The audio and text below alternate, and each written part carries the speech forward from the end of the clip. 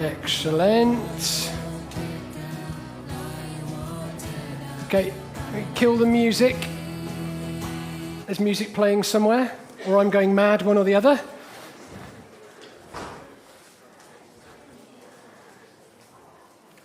Okay, well, thank you very much for joining us.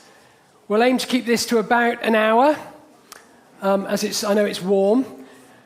And it's our objective this morning, it is still the morning, to make sure that you leave this meeting understanding the two project proposals before you. Any questions of clarification, we'll deal with those. If there are more questions, what we'll probably do is take a note of those and then produce an FAQ document or tackle them on the 20th when we gather to have more of a debate and a discussion about it. But my aim of today, or our aim today, is that you leave understanding the two proposals, okay? A really good understanding of what we're doing together. And I need to just start by saying, welcome. I did in the service, but Neil and Katie and Vicky from Dandelion Time. I'm going to hand over very quickly to them to present, because I know that's what you're here for. But I do just want to reiterate a little bit about the process. Andrew, can we click onto I think I've not got the focus. Have I got? Yeah, brilliant. Okay. So I'm just going to quickly remind you of what we've done to get to this place. We employed IDO to do some research for us into the needs of the local community, and you as a church settled on a project that would improve the mental well-being of people in the Sevenoaks built-up area. So that's our target. That's what we're looking to spend this money on.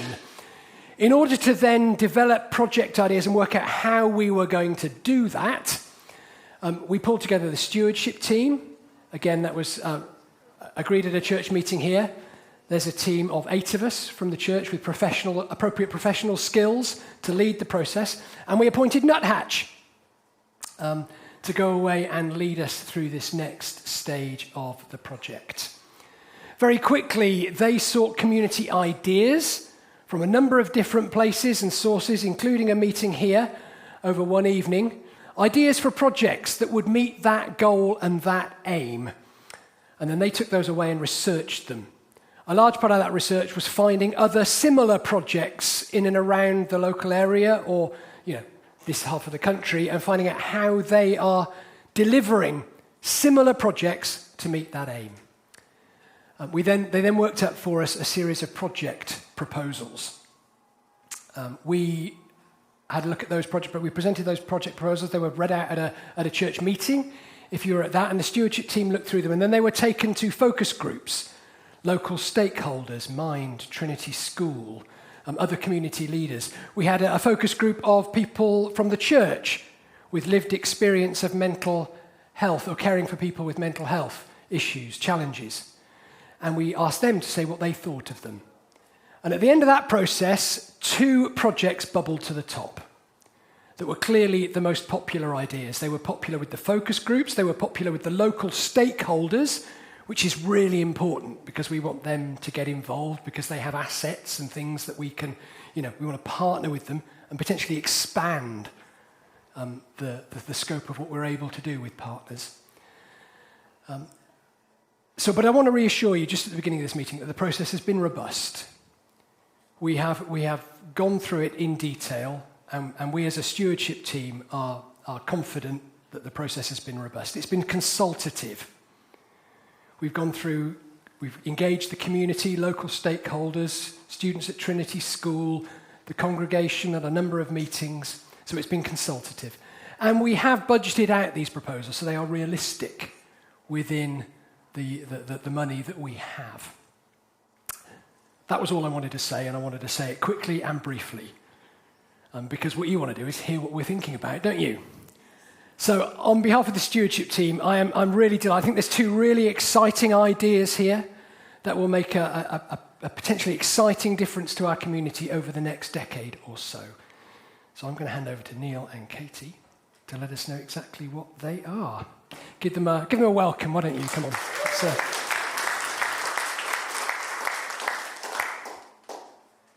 Hi everyone, is that working? Yes. Okay, great. I'm lucky to be able to explain to you or talk you through the first project proposal that we're going to share with you today. And without much ado, I'm just going to go straight into it. The grand reveal, if the slide turner works. Oh, sorry. We've already done that bit with Charlie, so I won't go over. Okay. It's my fault. No, we're all good. So the first idea, our first proposal, is for a community kitchen. This is a community kitchen and hub that will act as a multi-purpose space. It can be a cafe, it will be a kitchen, it will be a place to prepare and share community meals.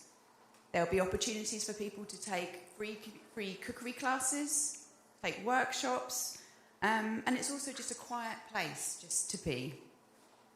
We know that food unites people and allows people to share not only food, but the story of their community and where they're from. This idea had a really positive response from all of our focus groups. People said things like, food helps people relate to each other and form bonds. It fosters creativity, and it creates a warm and inviting environment. It gives opportunities for people to share skills, and that was felt to be really important to people with lived experience of mental ill health. Sometimes people can feel like they're the passive recipients of support, and actually this is an opportunity for them to share things that they know about, and that was felt to be really valuable. It also offers lots of opportunities for the church to get involved. That could be through volunteering, but it also offers the opportunity for more people outside of the church to get involved. The cafe, for example, could be led by volunteers with lived experience of mental ill health. There's so much potential here that we feel this idea is really exciting. And not only that, the cafe and the cooking masterclasses can offer an opportunity for income generation. There could be days where the cafe is fully functional as a cafe, paid for cafe, and times when it is a quiet space to be. No, this is important because food poverty is a key factor and driver in poor mental health. And you'll see here that the Royal College of Occupational Therapists also believe there's value in the pleasure of cooking and how it connects an individual to others. You'll see that quote behind me. We're so excited about this project idea, and we really hope that you are too.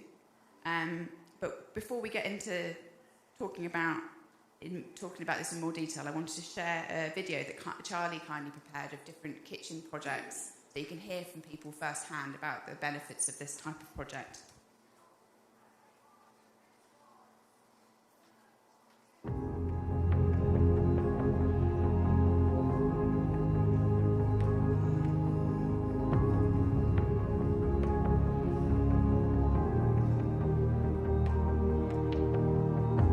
Renew well-being, an end to isolation, and better mental health for all. Welcome to Making Active! Our mission is to tackle health inequalities, food access, the climate crisis, and bring communities together using the power of plants. So we opened 5 years ago to help people with autism and learning disabilities get into employment. Renew Wellbeing is encouraging, supporting and equipping churches to set up simple, safe and sustainable spaces where it's okay not to be okay.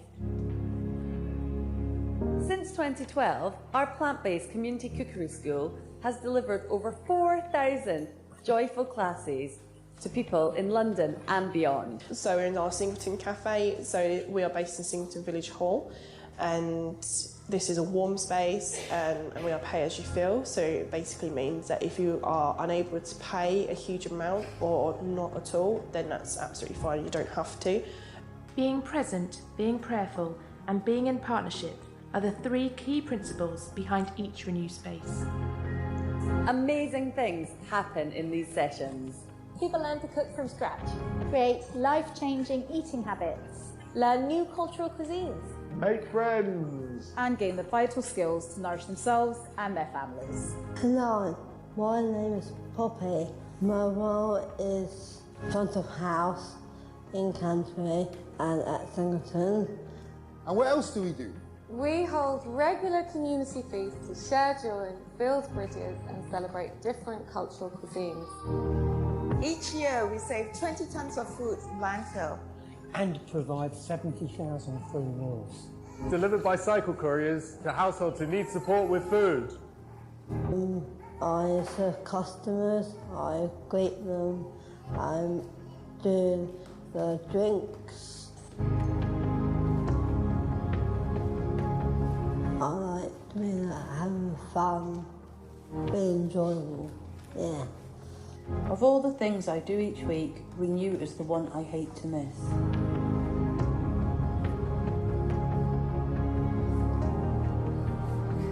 Just coming into this space is a real blessing.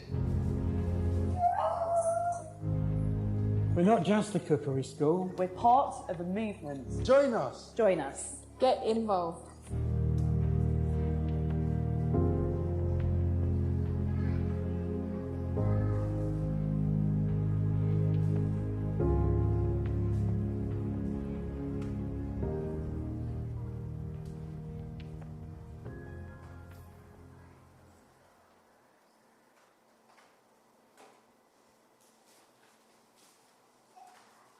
Enjoyed that as much as I did, and I hope that gives you a flavour of what could be possible for you.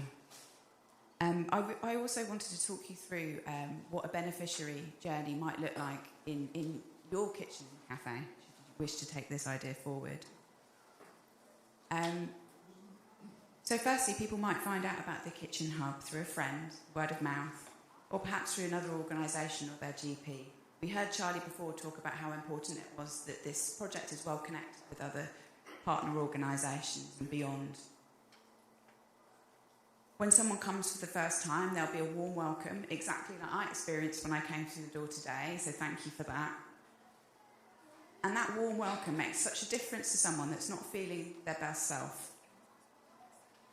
It will help people to feel welcomed, it will help people feel like this is a place for them. And we hope that these kind of welcoming type volunteer roles might be something that the church could get involved in. When someone's there for the first time, we hope there might be a range of activities on offer, some of which could include quieter, calmer activities, an opportunity to be mindful and present. And that could be things like crafts activities or reading. However, there'll be no obligation for you to take part.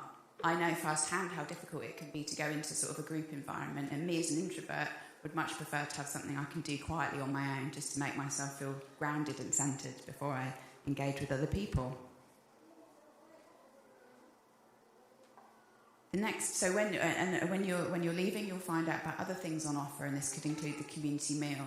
The community meal is a chance for the whole community to get together to prepare and share food. It's an opportunity for people to start to meet others in their community and to connect, which we know is so important for mental health. In that community lunch, you might find yourself accidentally volunteering. You might be clearing a few plates. You might be helping put some chairs aside. And then you feel a bit more confident to return the next week. And in that community meal the next week, you might take more of a lead with the volunteering, and so on and so on. And in the end, you might actually be the person preparing that food and sharing a recipe that's been handed down through your family through generations. This Kitchen Hub can also offer opportunities to learn and to share skills. I said a bit at the beginning about how important it can be for people to feel like they've got something to give others. And the cooking workshops can be a chance for that. All of these things, the connections, the giving back, the taking time to be present and mindful, the opportunity to share and learn from each other, these are all things that are vital to improving mental well-being. In fact, I meant to say at the start actually that we've framed all of the things that would be on offer, we think could be on offer through the 6 Ways to Wellbeing, which is endorsed by the National Health Service, and it's an evidence base for different things you can do to improve your mental well-being. And they're be active, be mindful, be present, to connect, to give, I forget some of them now, hold on, to take notice, care for the planet and be active. So that person that entered in that cafe for the first time entered into the kitchen. And the kitchen, as we know, is the heart of any home. And we hope that the Community Kitchen Hub can be the heart of your community. So I'm going to hand over to Neil now, who's going to say a bit about the next project.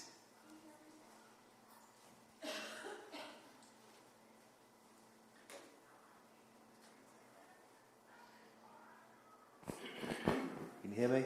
Lovely. Thank you. So the second idea, second proposal we've got is for a community garden or outdoor hub. And the idea that would be a kind of sort of multifunctional space. A lot will depend on the site that is found to deliver this project. But the idea would be that there's an opportunity to kind of connect with nature and deliver some gardening activities. Ideally, it might have some sort of sheltered area where you could deliver more formal activities, whether it's a kind of classroom environment or workshops or potentially a counselling kind of space. The garden could be designed alongside the local community, obviously with contributions from the church congregation. There could be opportunities to grow your own produce, whether that's kind of fruit, vegetables, herbs, and so on, as well as having kind of wilderness areas to improve sort of wildlife and nature be good for the environment. One of the ideas that really resonated with the congregation group when we came in here, I think way back in the winter, was to have maybe some livestock. This might not be something that you maybe did straight away, but there could be opportunities to have animals on the site, whether that's kind of a small petting function, or whether it could be maybe having chickens for eggs or something like that. I'm not sure a large herd of dairy cows would be possible, but you never know. Be ambitious.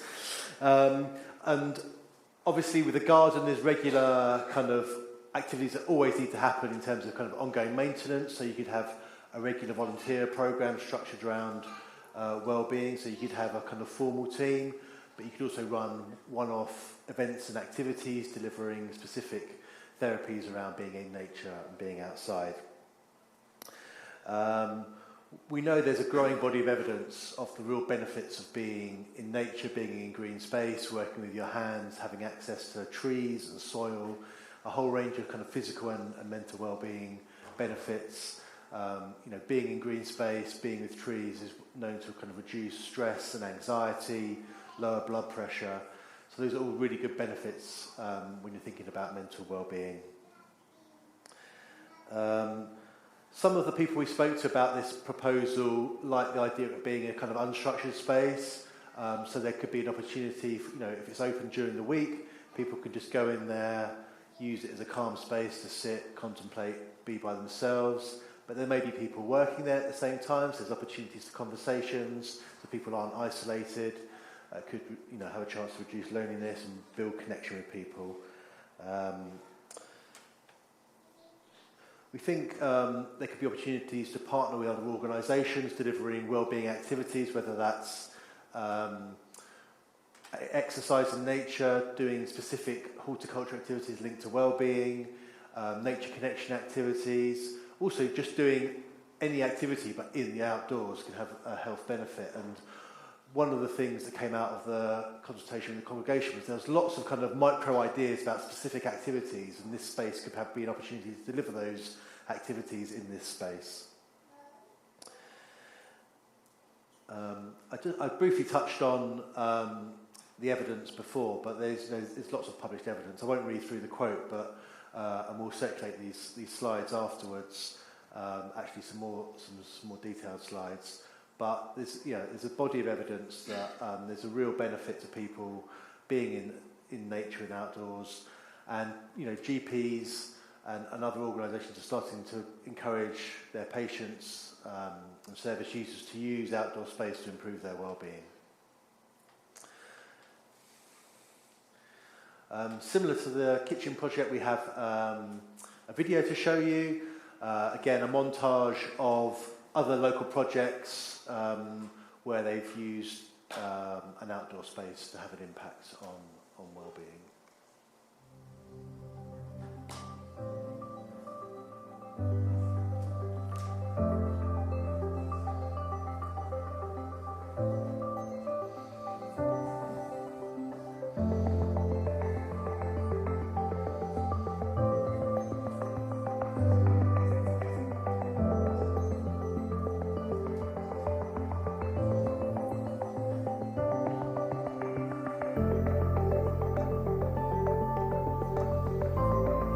We were in a dark hole and there was nobody to get us out, and coming here just completely sort of gave us that hope and trust. Having the space of coming to the farm was really, really important. The wilderness for me is a bit of outdoor therapy. It's a wonderful place to spend my free time that I have doing something that's actually quite worthwhile with a fantastic team of people who have become like extended family, really.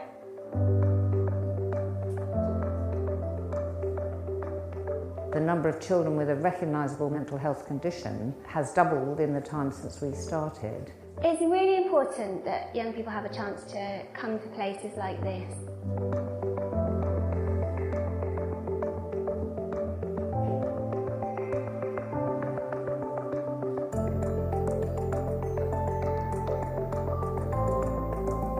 Some people call it ecotherapy when you use nature as a therapeutic backdrop, because it helps you relax, it helps you feel connected, it helps with mindfulness, lowers the stress levels, the blood pressure, you can just calm down, and we're probably all feeling that now just being here in the woodland.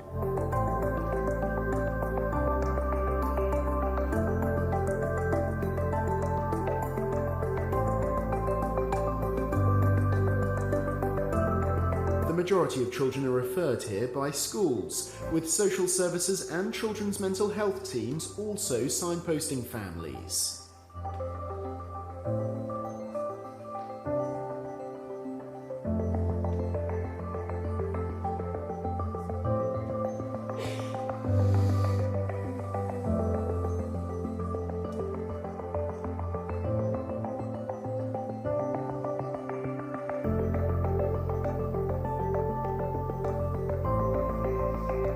Always start with guinea pigs, so they all get to know the guinea pigs and sit and cuddle them, and it has a massively calming influence, especially if they put the guinea pig on their chest. They can feel their heart beating, and it really helps to regulate children who might be feeling very frightened actually and quite anxious.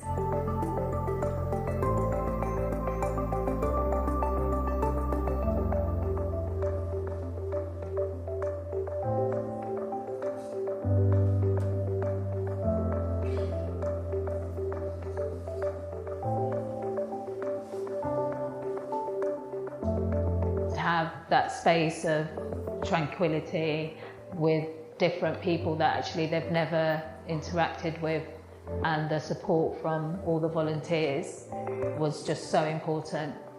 He wasn't even going out the front door. He's now, last term, he got 100% attendance at school. He's enjoying things like the arts and crafts. He's going out a lot more, and you can just see that sparkle back in his eye.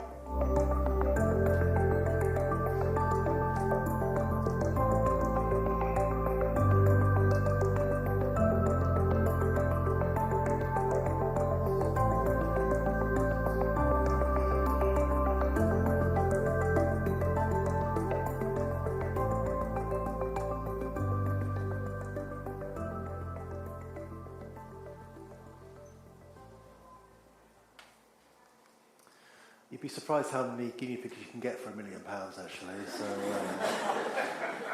that's the plan. The Wilderness is a project near where I live, actually, in Croydon, and it's a fantastic space. And the range of beneficiaries that go there from, I was talking to someone about this earlier, about they have like parent and toddler groups going in, they have scout groups, they have people from care homes, people with dementia going in and doing nature connection activities. We think that there could be things like having men's groups. The great thing about the outdoor space is that you're not limited to any demographics, so you can reach a whole range of different people with different needs and run different activities in that outdoor space. So similar to what Katie did with the kitchen proposal, I just wanted to kind of talk you through that idea around the beneficiary journey, really. And again, we think people could come to that space on their own. As I said, they could come in and use it as a calm space. They might just want to come and sit, walk around the garden, look at the wildlife that will be there. But they might have been referred by another service, or a GP, or another charity, because they have a specific need. And they can come in and use that space. They might sign up for a specific program, whether it's kind of that horticultural therapy, or they want to be a volunteer to do some gardening, or one of the programs that could be designed within this space. But it might be that they just come and sit and use that calm space, and that helps build that connection with the place and with anyone that might be in that space when they're there. They could get speaking to volunteers. That reduces loneliness and isolation. Maybe they're encouraged to sign up for one of the programs if they haven't already. That builds that connection, that might address a specific need that those individuals have, and so on. And in a similar way to the kitchen project, maybe they'll start to come more regularly, build a connection and a longer term connection with people there, maybe be upskilled, learn some new skills. It might be that they then want to deliver something themselves or help out as a volunteer. Maybe they'll join a regular maintenance program, and then ultimately maybe they'll start helping lead some of the activities. So we can see a real journey there from an identified need through to addressing that need through programs, potentially supporting and delivering programs as well. And you can stop at any point along that journey as well. We're really lucky today actually to have Vicky with us. Vicky has been a beneficiary of a local charity or local organisation called Dandelion Time, and she's going to come and speak to you a bit about that project. And they have a combination of the two proposals that we've talked about today, so it'll really be interesting to see and hear from her experiences. So Vicky, thank you.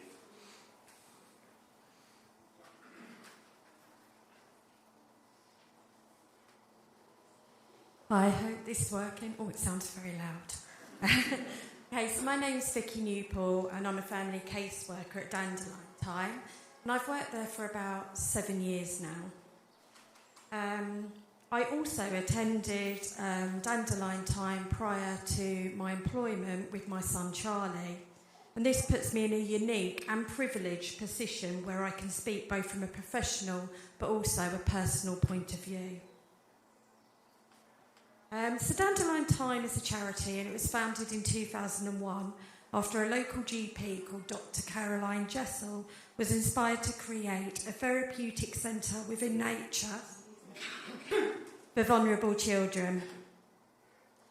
When out riding her bicycle, she realised that the nature within herself was calming her, and she was enjoying the sounds, the response that nature gave. And she realised there wasn't actually anything around in Kent at the time to work with children and their families as a unit. And so Dandelion Time was born. So Dandelion Time has a main base, which is in West Farley, which is in Maidstone, Kent. Here we have, I think it's about, I always get this wrong, I think it's about 20 acres, probably more.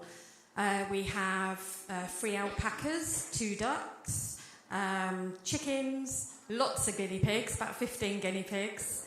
We have sheep, donkeys, and 2 cats. We also run from 2 satellite centres, which is we have one in Shorn, in Gravesend, and we have another one in Woodchurch, which is in Ashford. We don't have alpacas because I can't fit them in the car to take with me. They don't have any of that. But we do take the small petting animals with us. So sometimes we'll have chickens, and other times we'll have guinea pigs, and I've got 2 rabbits that I take along as well. So the sessions work with children and their caregiver, and they're for a 10-week period. We take referrals from any professional. Our sessions are 2.5 hours long, and we work within a multi-family setting, and what this means is that we can work up to 4 to 5 families in one session. The families of children referred to us are often struggling in different ways, and parents may have had their own childhood difficulties such as mental health issues, neglect, drug, alcohol dependency, and being subject to domestic abuse.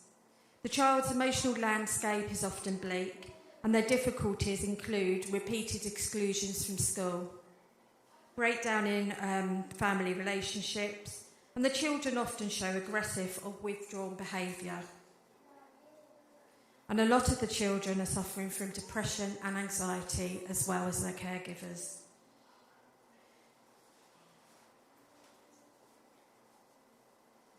We support the children and their families to rebuild self-belief and create new beginnings.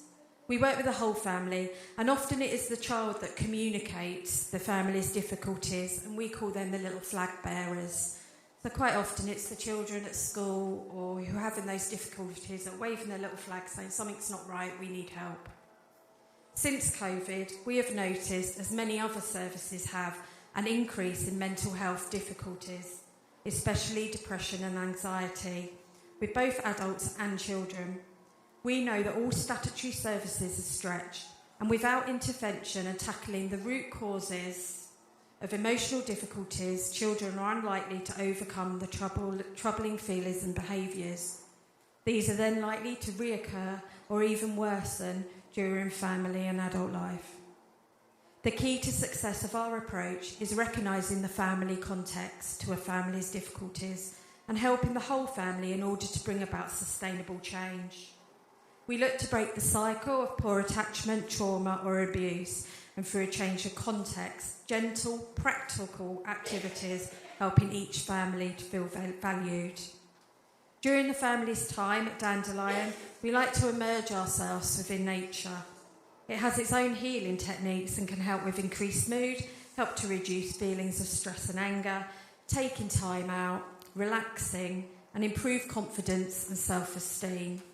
It also helps to meet new people and connect to local communities.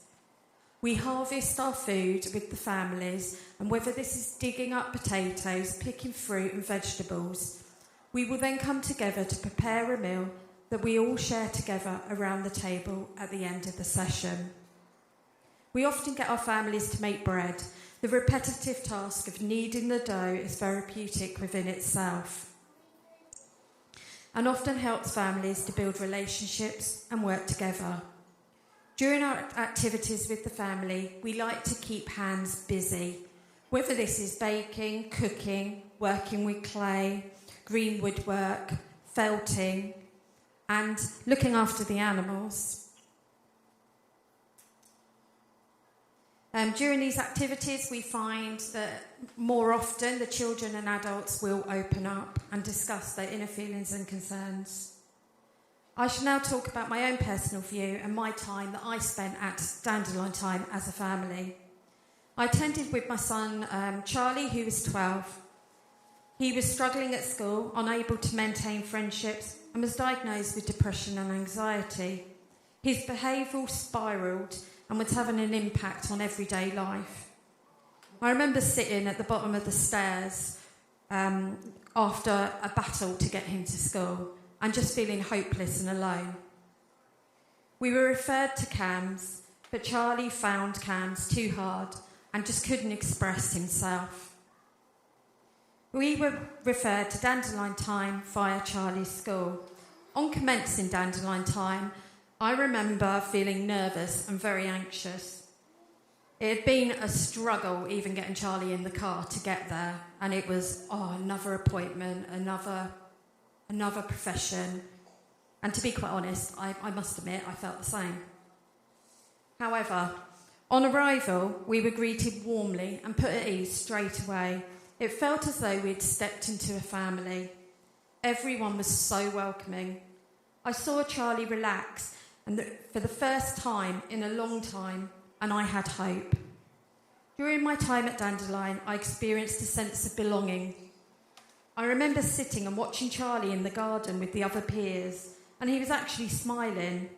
And I realised I couldn't remember the last time I actually saw him smile. It was lovely being with the other families and reassured that I was not alone. During our time at Dandelion Time, everything slowed down. There was time to just be.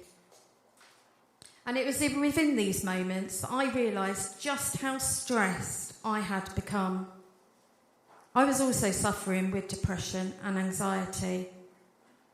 It was lovely to have a listening ear and to share my concerns, and likewise with Charlie, who would often open up during walking and gardening. In fact, nature had a huge impact on him. He would calm and engage. Charlie is now 21 and still retreats into nature when he feels stressed.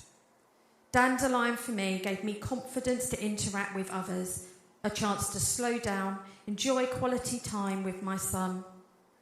I learnt how to cook nutritious meals that previously I lacked complete confidence in the kitchen. We built positive memories together that we still reflect on today. It is hard to express just how much Dandelion helped me and my family during a very difficult period in our life. Charlie re-engaged in school and his mental health greatly improved.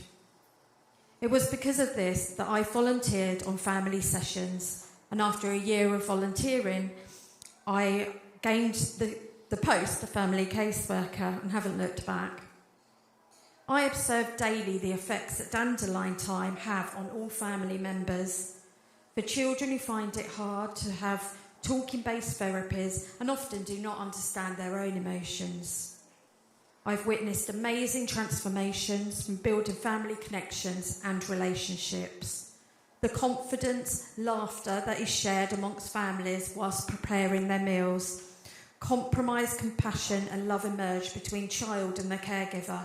In fact, it is normally the adults that are sadder to leave Dandelion time than the actual child.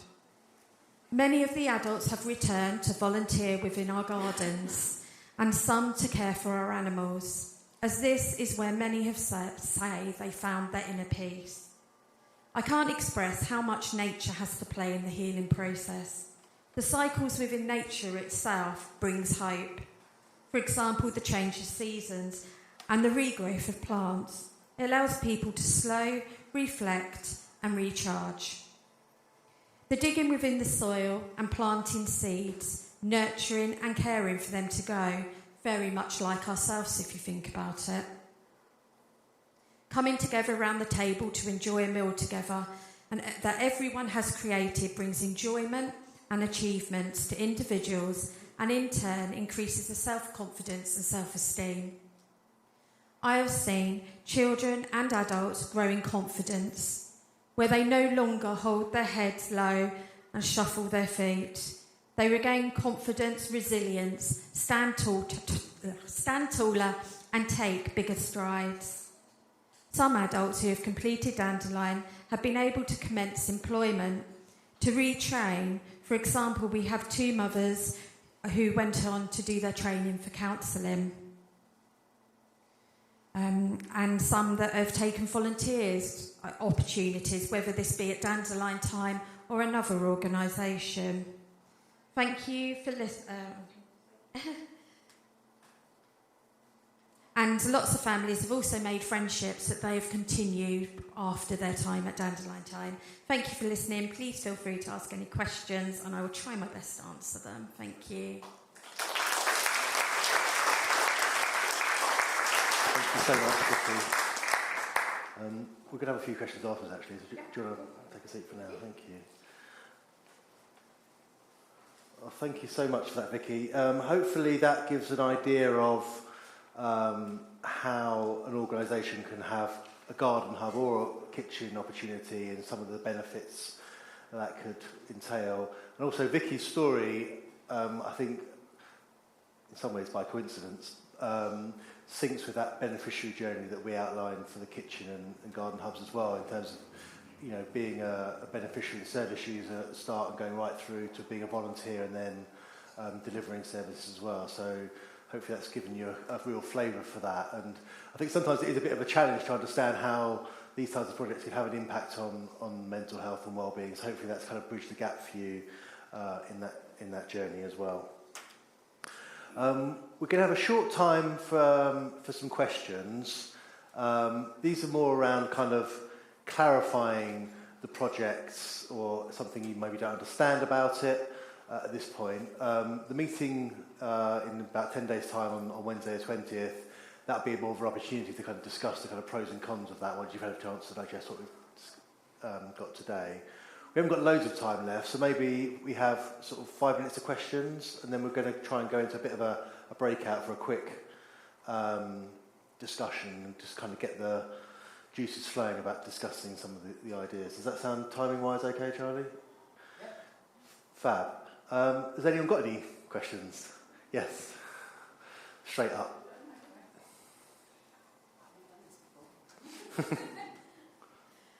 Thanks very much. They both sound really exciting.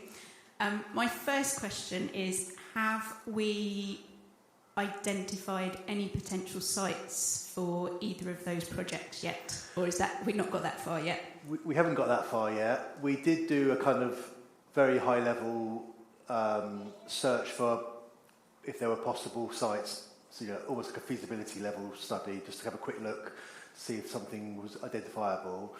So that's kind of where we are at the moment. I think there is an ambition from the church that we will probably partner with an organisation to support having the site. So, but at this stage, that'll be the next phase. Once the project's decided, then there'll be a process to search for a specific site for that. Okay, thank you. I just have one other as well. Obviously, we're talking a lot about mental health, supporting people in vulnerable positions. We're obviously also going to be relying quite a lot on volunteers. Have we thought about whether we will provide any training for the volunteers to be able to support the people who will come in? I wanted to take the floor with this one. I've been a volunteer coordinator for a lot of my different roles, so yeah, that would be really, really important. But that can be a role that could be potentially, it could be a volunteer role, but I think it's really important that volunteers are properly trained, supported and recognised for everything that they do, and I know how important that is, so I would be making sure that's a recommendation in the project plan. Does that help? And I think linked to that as well will be kind of the procedures around whatever's being delivered, that there are kind of like obviously safeguarding policies and what to do in case of a crisis and all those types of things. Hiya. Relating to that mental health idea, some of us have had some training in the mental health first aider, and I think there's plans for continued visits to that training. Would that be a good basis to come in and help as volunteers and build on that as well? Absolutely. You go for it, Katie. Yes, we didn't want to kind of pull people out by name, but yeah, that would be great. Those are exactly the kind of skills you could use to support either project.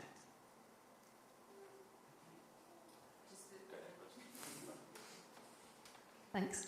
Both projects sound amazing, and we've heard from Vicky how the two work together and were combined. Is it your proposal that we pick one or the other? Or do you think there is a possibility of combining the two, or do you think it would actually work much better use of our money just to focus on one? I think the intention is to pick one from those two. I think that was where we got to with the stewardship team in terms of we originally had a sort of longer list of projects and we would sit down to those two. So I think the intention was to pick one of two. I don't know if you want to say any more on that, Charlie. I think we need to move forward with a primary focus. So, garden or kitchen. And then in a garden space, in time, sharing food together might be an outcome because you grow it. We talked about Vicky at Dandelion time. Focusing on a kitchen, well, that's harder to go outdoors. But there might be opportunities for how that might expand. But I think we're very keen to pick an initial focus because that'll affect the premises, the building, the land, the next steps. There's nothing to say in time it might not evolve, and we could bring in elements. But I think we need to. I'd really love us on next Wednesday to be able to make a clear decision on one of the two as our primary way forward. Are we going to look at outdoor space and gardens, or are we going to look at kitchens and food? And then we'll see where that develops then over a decade or so. Richard, and then...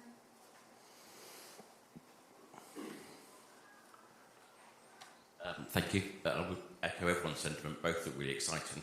I know you said they've both been, for expression, costed, but neither land or buildings are cheap in the southeast, so I don't know if that's going to be shared. I know it's obviously without sites identified. I was just curious how much. It'd be just interesting to see what budgets have been set for kind of I guess, capital and then growth? Because both sound really exciting. Happy with support either. It'd be lovely if they were in creating a legacy for 10 years. Just would be interested how we're thinking the budget will help both the kind of upfront costs and then the ongoing, because one generates income. Well, they're both good, so just be interested to see what the thinking is and whether that's available for us to look at ahead of next week. Yeah, we weren't going to share the detailed budget because we haven't done a full costed budget, but more from a feasibility sort of point of view. I think we were talking to Charlie earlier in the week that I think the intention would be to partner with another organisation that might be able to kind of contribute to that capital, whether they can share an existing site. So I think until that has been sort of bottomed out, that makes everything else quite fluid. But I think the money will go a lot further. But yeah, I think we looked at it from a point, if we needed to buy or rent a space, then this programme could still be delivered and there could be some income generation from it, and there's opportunities for grant funding as well. Is that fair, Charlie? Yep. Any more questions before we go into the breakout? Oh, yeah. For me, dandelion time is April to September, half the year.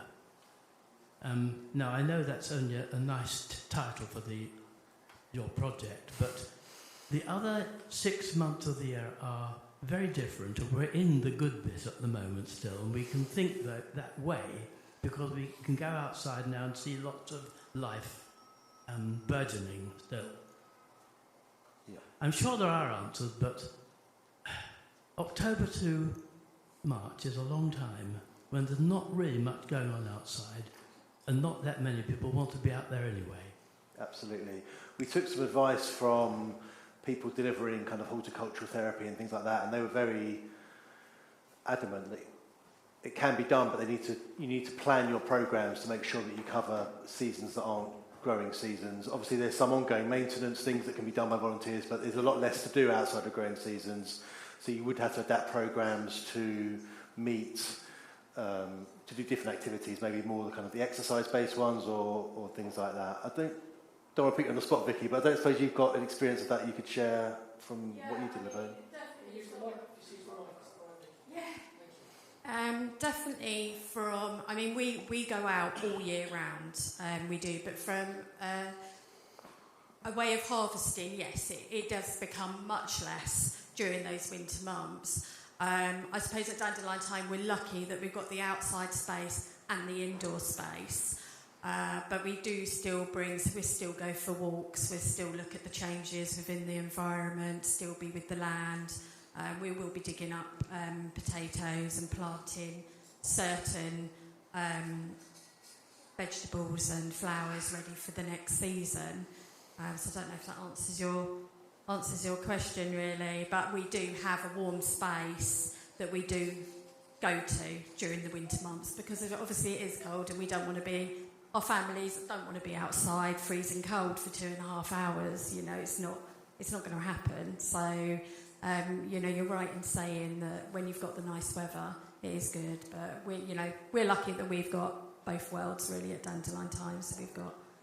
Especially when spring doesn't come till nearly June. Absolutely. Summer starts in September. Yeah. Absolutely. But we working from a scout heart is very different to working in our main branch. Our scout huts, we have a kitchen, so we can do all our kitchen work there.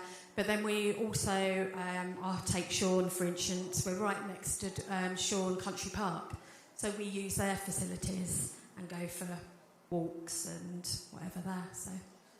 Thank you. Just to share my own experience as well, with a shameless plug, I run a kind of side project called Nuthatch Retreats, and we do kind of mindful walks and nature connection activities, and we run those right through the winter.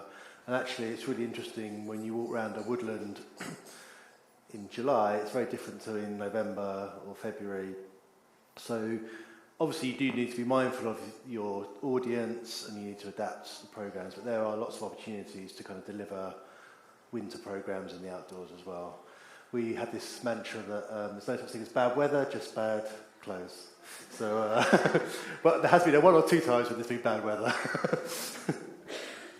Should we have this as the last question? Is that okay? we'll have one last question, then we'll go into a quick discussion around the projects. I'm not sure how to phrase this, but do you think that geography makes a difference? Do you think the two options are like for like in terms of how central a kitchen or a community garden could be to this community? Because I could sort of see compromises needing to be made on geography versus cost, for example, but I understood the idea as this is something for this community. So I guess the question is, do you think geographically each option is kind of like for like in terms of how central? I would say, obviously we try and target the whole of the Seven Oaks built up area, so I think when we've talked about these projects in a bit of detail with the stewardship team, it felt like a kitchen cafe hub would probably be a more central establishment, which would drive, more obvious footfall, I suppose. I think with the garden space, you might have to be a bit more adaptable for an open space, really, and what's available. So that might be some of the compromise. It might not be quite as centrally located, but so much depends on what's identified as the location. Would that be fair, Charlie? Yes. Yeah. No, I think that's right. Great.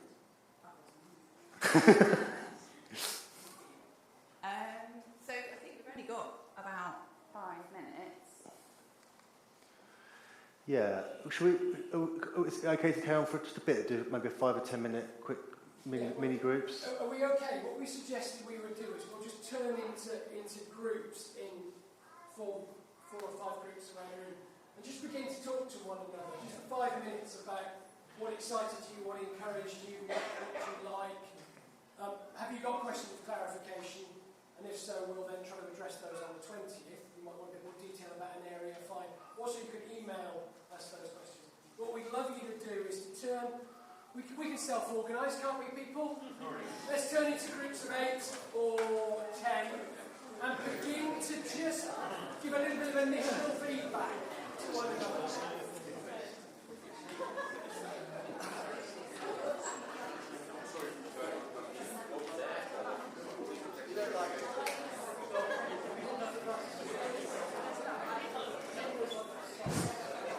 Sorry, just before Vicky shoots off, we just wanted, on behalf of the stewardship team, to say thank you very much for giving up your time and sharing your experiences with us. Thank you.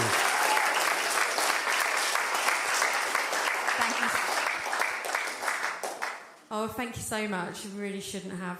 It's been very, very welcoming. And you might see my face again. So, thank you very much. Thank you. Thanks so much.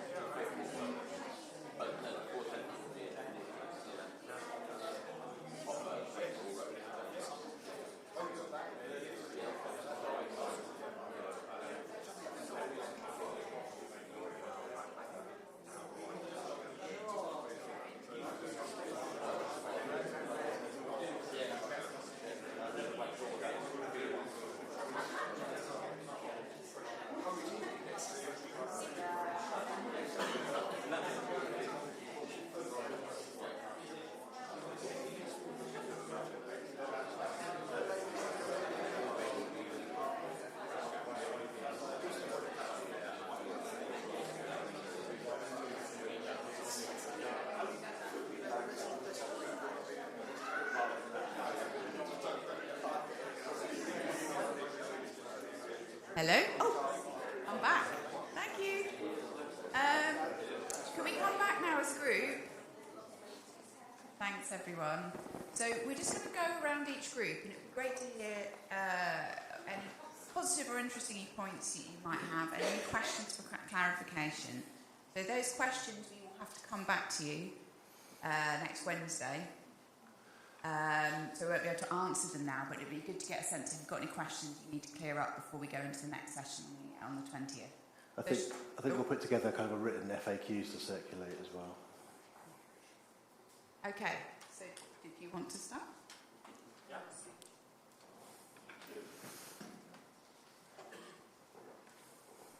2 points of feedback from our group. I think Richard was saying that he is part of the charity that runs projects like this across the southeast. So he's got quite a lot of specific knowledge, which I think he's a marked man now for the future. But Rob made the point that he could go either way. You know, the site-specific nature of this, I think, was the first observation about that depending what site you identified, it's got to work, and if the site is right, then that might be a driving factor to Charlie's point. The second point was, I think your point, Richard, was about transport, that you've got to think very carefully how you're going to get people to places. So somewhere 10 miles from Sevenoaks isn't going to work, that's all. Thank you. Both great points, thank you. Did you have any questions for clarification? Anything you weren't sure about? Thanks, both. Can I come round and... Yeah, otherwise I'll be darting around.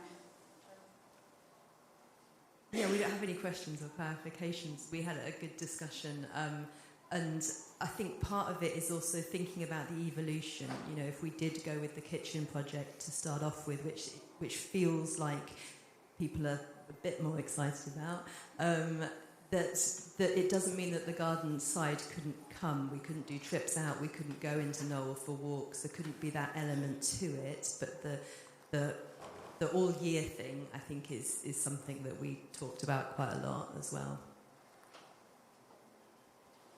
Thanks, everyone. Thanks. Great. I know you're part of the same group. Yeah. It's the same question again. Don was saying likes both ideas, but wondering about, to find land, it might have to be too far out. So therefore, does that make the kitchen one more deliverable locally? That's worth considering. It's the same, similar point. Thanks, that's great. Andy, I'm whizzing my way over to you. Nothing really new here. Location, I guess, is one of the points that came up. That we must have chickens. Who's going to be Kirsty? They can do it for the kitchen or the garden. Okay. Well, Rob solved the problem. He said, why don't we just go to the bird reserve? Because they've got a cafe there, we could work there, they've got the land and everything that we could just enjoy. There's the horses, the stable charity there, there's the scout hut on the background, and it backs onto the some allotments, so that could be a good place, and there's parking. What strikes me is this is going to work. We're all going to have to get involved, and, you know, are we all going to, say, for example, commit one session a month? If the whole church did that, it would be fantastic. Because it strikes me we don't want to just be another charity. This is going on. I don't know how many. It'd be interesting to ask you how many of those projects are run by ordinary charities and how many of them have the church behind them. And how can that be different, having the church behind them? And does that draw people beyond? So just for clarity, you're saying out of the ones that we have in the videos, you'd be interested to know which ones are church-led and which aren't, and the differences between the two? Is that about right? Brilliant. Thanks. Yeah, we can definitely. Of the garden projects, two were specifically church projects. Not Farm and Oasis Farm are both church-driven projects. That I know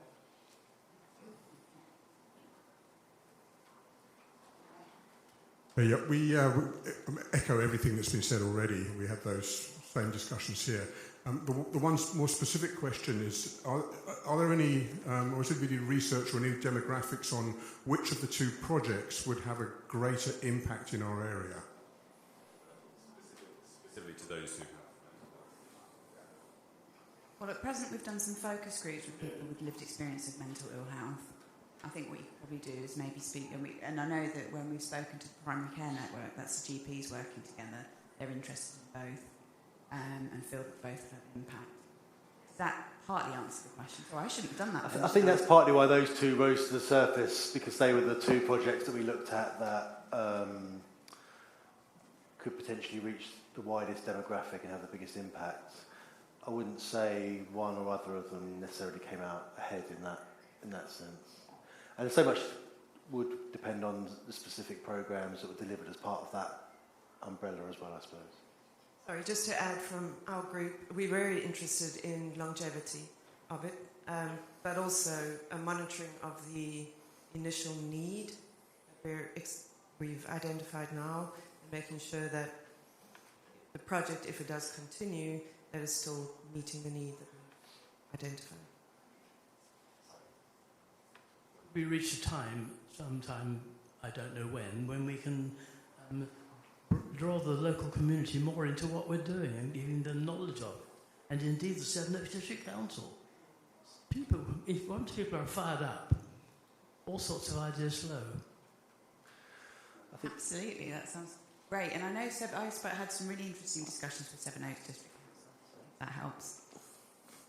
I think there's definitely an intention when we were working with the stewardship team to come up with these proposals that we were kind of delivering with the community, so working in partnership with other charities, with the authorities, health services, not to them, so there'd be an element of co-production with service users as well. Sorry, turn the camera on myself. So, we covered a lot of the ground that everybody else has, so I won't repeat that. I think it was the indoor space all year that was a main concern, so a way of doing that. We did wonder whether, because we're in Greenbelt land, the type of building that you would be allowed to put up on a project like this might be more permitted than actually being able to develop. So maybe we could have a location that's not too far out because of our location on the Greenbelt. And then the other thing, people thought it would be really helpful to reiterate what the original brief was again. Obviously, we've been through a whole circuit. Thanks, that's great. Do you want to go through the brief now? I don't know if I can sure remember this specifics off the top of my head, but essentially we wanted to deliver a We can do that on the 20th, I think. Great, okay. Run through that, and we'll give you... Yeah. Sorry. Just to say, we said a lot of what other people have said, and Josh made some particularly interesting points, but he's just nipped out. The 2 points he said, to summarise, we asked him what he thought would have more impact for the youth and the youth worker, and he felt actually it would be easier to get them involved with the second project, side one. He could see a lot of opportunities there, and his view was also that the outdoor project has more ability, more scope to grow and to do different things, whereas the kitchen project, you have perhaps limited projects which you can supply and which will continue, whereas the second one could grow more. Very much. Great. So I think we've heard from everyone now, haven't we? We've heard from every group now. I know some of the answers we've given have been kind of partial, but we make sure that we'll get back to you in full before the next meeting with more information. Yep. So, I think Charlie's mentioned it already, but the next meeting's on the 20th. I think it's 8 o'clock kick-off, I think. 8 o'clock, yeah, on the 20th. It will be available online as well, the voting online, so if you can't make it, we'd love to have you in person, to be honest, but it's the second best if you can't make it. And I think the intention there is to kind of go into a bit more detail about the kind of pros and cons of the respective projects, chance to ask some more questions, and then a vote and a decision.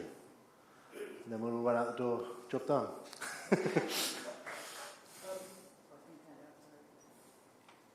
Answers, if you want us to research answers, please email them in, because that gives us 10 days to try to prepare a better answer for you. than coming up with it on the 20th and then going, well, actually, we don't know enough evidence. So if you want good answers, we'll pick up some of the ones that have been said this evening. We'll present some of those. Do email in your questions, and we'll do our best to prepare.